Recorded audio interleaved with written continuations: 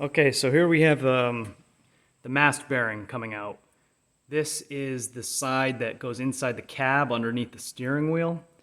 So if you looked at the previous videos, I took apart the steering box and I pulled out the steering shaft from the steering column, which is what I have in the vise right now.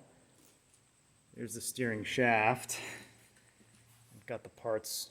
I'm going to be working on that later. But anyway, I decided to pull the mast bearing because attached to it is also the horn wire. And you can see that that's all frayed. It's the original wire with the cloth wrapping. It's very brittle. It's starting to come apart. So I undid the clip here. Normally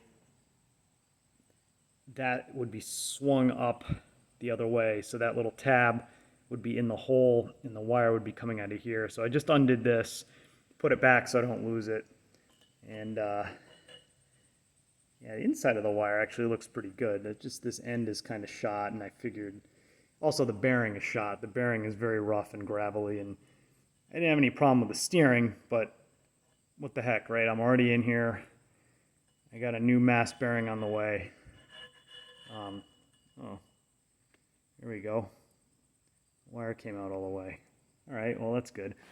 And the way I'm pulling this is I have a pilot bearing puller. So it's like an internal jaws that expand out against the inside diameter of a bearing. I have it lightly clamped in the vise, so the legs of the puller have something to push against. And this really wasn't too hard to get out. I'd say getting that little one screw out that holds on the wire was harder than doing this. And you just back it out and it came right up. I think I can do this with two hands. But yeah, it's pretty much there.